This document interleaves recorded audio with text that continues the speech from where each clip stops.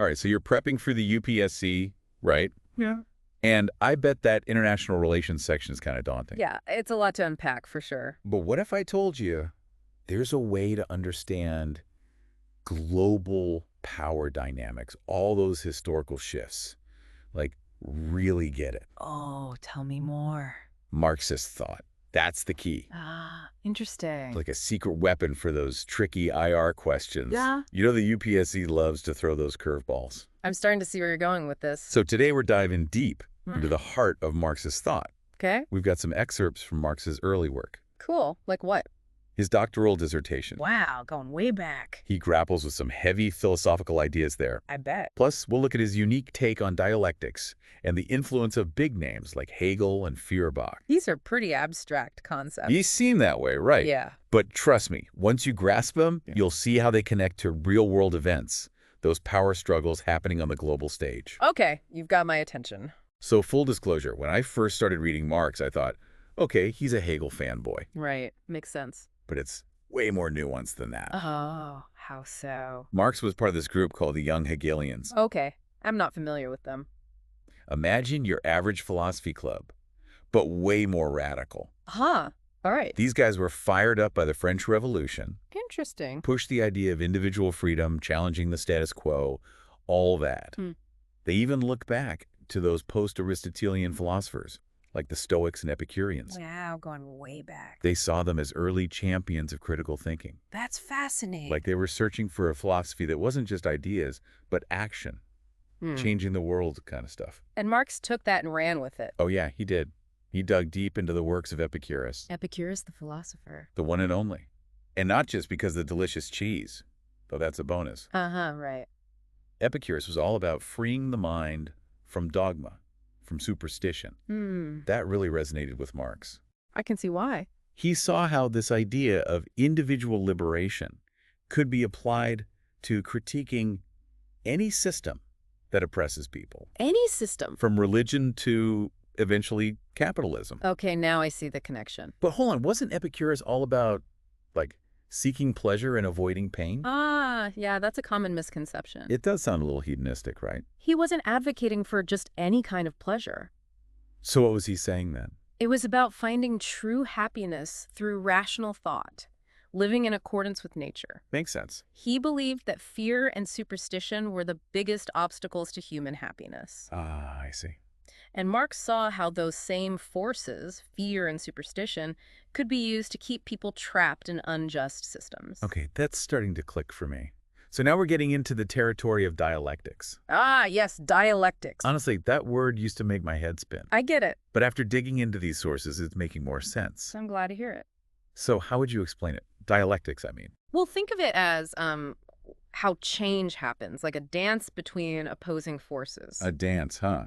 Interesting analogy. Yeah, so Hegel, who was a huge influence on Marx, he saw this as a historical process, Okay. moving towards a more rational state. But Marx, he put his own spin on it. He did. He took this abstract idea of dialectics and grounded it in the material world. That's right. Much more concrete, much more grounded in the real world. Absolutely. Specifically in the realm of economic production and class struggle. Right. He saw how those tensions between the people who own the means of production and those who labor, create the conditions for social change. Exactly. And that's where the concept of materialism comes in. Now, before anyone gets the wrong idea, we're not talking about hitting up the mall for a shopping spree. No, not quite. Not that kind of materialism. Right. In this context, materialism means that our material conditions, the way we produce things, shapes our ideas and society as a whole. So it's all connected.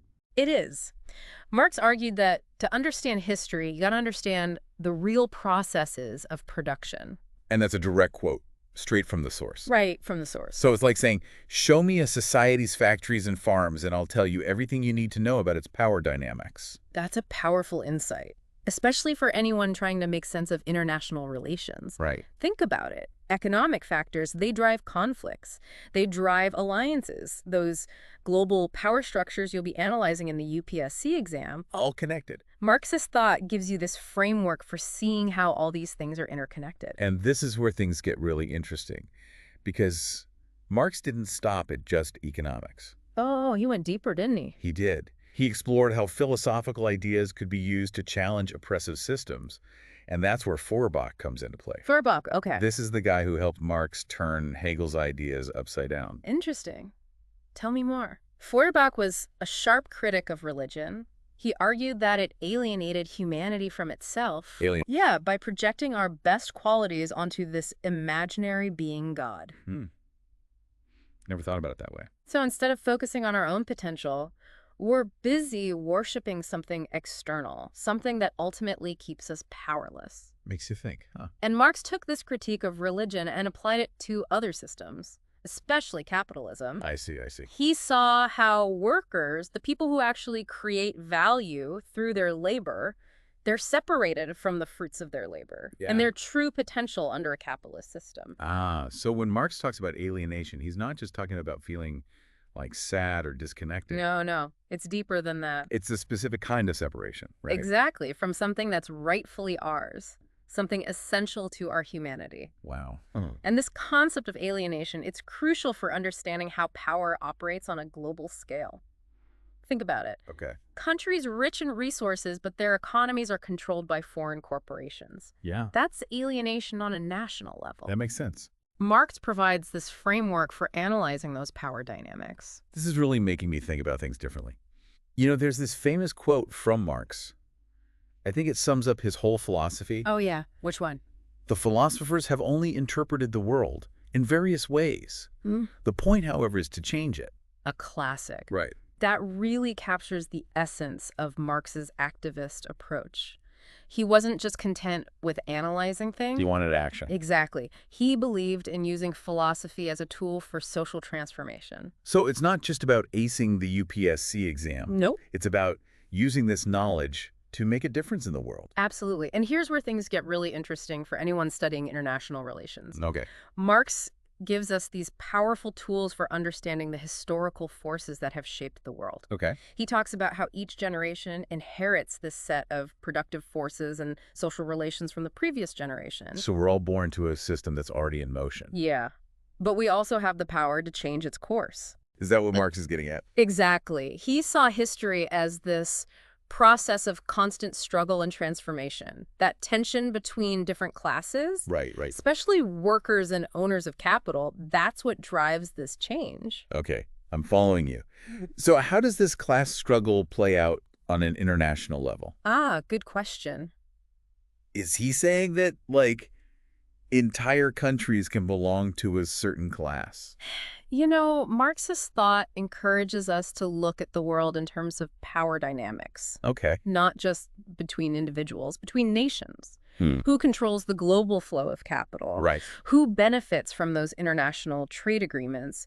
Who sets the rules of the game? So you're saying, like, those old colonial powers, Yeah, even though they're not directly ruling other countries anymore, exactly. they still have a huge influence. They do, and those power imbalances. Yeah. They create tensions, conflicts, alliances that shape the whole global landscape. So Marxist lens can help you analyze those dynamics in a much deeper, more critical way. So if I'm writing a UPSC essay about, say, the rise of China, Yeah. I could use a Marxist perspective to analyze how China's economic development has challenged the existing global order Precisely. and how that's creating friction with countries like the United States. That's a perfect example. You could explore how China, even though it's a communist country, has embraced many aspects of capitalism, leading to those internal contradictions and tensions. You could even analyze how China's Belt and Road Initiative. Okay, yeah. It's a form of economic expansion that challenges that traditional dominance of Western powers. This is really starting to make sense now. But it's not just about economics, is it? No, it's not. It's also about how ideologies, are used to justify these systems of power. You're absolutely right. Marx was deeply interested in how ideologies, whether it's religion, nationalism, or even free market capitalism, how they're used to mask or legitimize inequality and exploitation. So it's like the people in power are always trying to convince everyone else that the system is fair, even when it's clearly benefiting them the most. Exactly. He called this false consciousness. False consciousness stuff. The idea that people can be led to believe things that are actually contrary to their own best interests. Wow. And this happens on a global scale, too. Think about how narratives about national security Yeah. or economic development. They're often used to justify military interventions or unfair trade practices.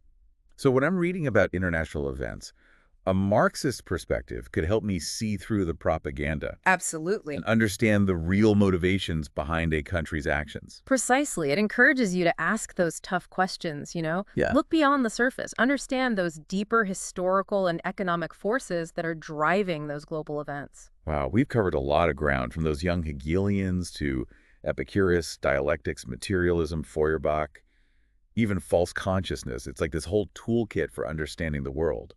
And the beauty of it, you can apply it to so many situations. Analyzing historical events or breaking down current conflicts, geopolitics. Exactly. But let's bring it back to our UPSC folks. How can they use these Marxist concepts to really nail that international relations paper? It's all about connecting the dots. Think of these concepts like lenses. Okay. Lenses you can use to examine international relations. So you're faced with a complex situation, say a trade war between two countries. Yeah. These Marxist ideas can help you ask the right questions. Okay, like what? Give me an example. What questions would a Marxist thinker ask about a trade war? Well, they might start with, what are the underlying economic interests here? Who's really winning in this trade war and who's getting hurt? Right. Are there historical power imbalances fueling the conflict? Mm. What ideologies are being used to justify each side's actions? Like peeling back the layers of an onion, Exactly. revealing those hidden power dynamics and motivations that are driving the conflict. Yeah. And that's exactly what the UPSC is looking for. Candidates who can demonstrate that critical thinking, Right. who can analyze complex situations from multiple perspectives, Mhm. and who can articulate those insights clearly and concisely. That's where understanding Marxist thought can really give you an edge. It's not just about memorizing facts and figures then. Nope. It's about having this framework, understanding how the world works, how power operates, how history shapes the present. And don't forget, Marx wasn't just some armchair theorist. He was a revolutionary. He believed in the power of ideas to change the world. Yeah. So as you're studying for the UPSC, think about how these ideas can apply to the real world.